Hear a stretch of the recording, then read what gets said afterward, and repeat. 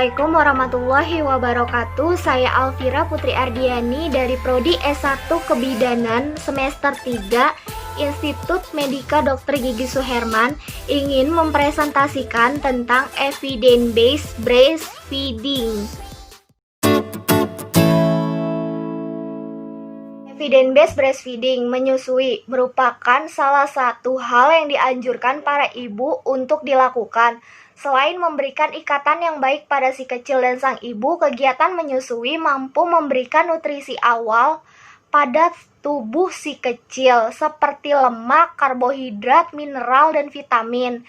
Selain menyusui dapat membantu menstimulasi gerak motorik di awal perkembangannya. Menurut WHO, tentang 220.000 bayi yang akan diselamatkan dari morbiditas dan resiko kematian setiap tahunnya jika mereka sedang hidup disusui pada jam pertama mereka lahir dan disusui dengan cara yang tepat sampai usia 2 tahun. WHO 2013, pemberian ASI eksklusif di 6 bulan pertama kelahiran sudah terbukti sebagai salah satu intervensi kunci yang efektif untuk mengurangi morbiditas dan mortalitas bayi. WHO mencatat bahwa dengan mempraktikkan pemberian ASI eksklusif bagi bayi dapat menurunkan jumlah kesakitan dan kematian anak.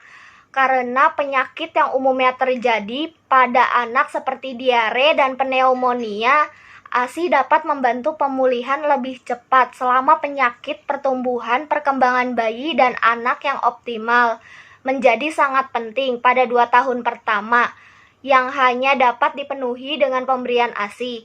Pemberian ASI yang direkomendasikan hingga usia 6 bulan di negara yang sedang berkembang hingga 18 bulan atau lebih bertujuan untuk menurunkan resiko kesakitan dan kematian anak seperti pemberian inisiasi dini. Namun pemberian ASI eksklusif tidak menjamin terjadinya penurunan resiko kematian bila terjadi penyimpanan dalam pemberian ASI. Lanjutan, ada beberapa alasan menyusui tidak diberikan pada bayi, seperti lahir melalui operasi sesar, bagian tidak adanya inisiasi awal menyusui, kelahiran kembar, berat badan lahir rendah. Selain itu, di pekerjaan ibu, pendidikan ibu rendah, susu formula, dan sekresi rendah. Beberapa rekomendasi WHO yang wajib dilaksanakan pada program BFHI. 1. Memfasilitasi kontak kulit segera setelah melahirkan. 2. Anjurkan kepada ibu agar tidak memberi makan selain ASI kecuali ada indikasi medis.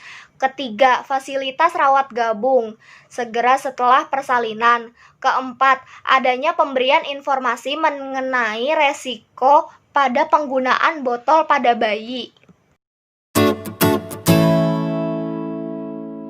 Faktor yang mempengaruhi dalam menyusui: sikap pengasuhan utama, profesional perawatan kesehatan, media, dan nilai-nilai pribadi pilihan, tingkat sosial ekonomi yang lebih tinggi, pendidikan tinggi, serta pekerjaan. Bagi ibu yang memilih memberikan susu formula biasanya memiliki beberapa alasan, seperti kontraindikasi menyusui, keinginan untuk mempertahankan rasa kebebasan penyakit pada bayi baru lahir, kendala waktu, melihat payudara secara seksual, keinginan untuk menghindari perubahan fisik, dan rasa kesopanan yang kuat.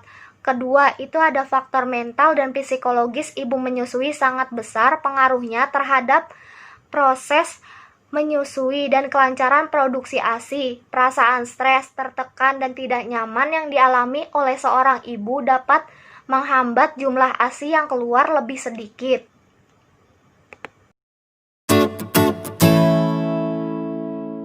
Praktik BFHI yang diimplementasikan di setiap tempat secara keseluruhan dikendalikan oleh otoris kebijakan nasional dengan kriteria global dari panduan yang sudah ditetapkan UNICEF dan WHO.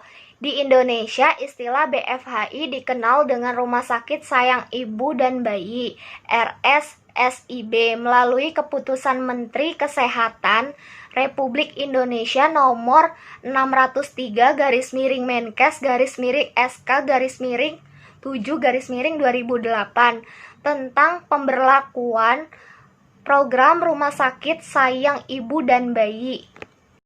Sekian presentasi dari saya, kurang lebihnya mohon maaf. Wassalamualaikum warahmatullahi wabarakatuh. 1, 2, 3, come on!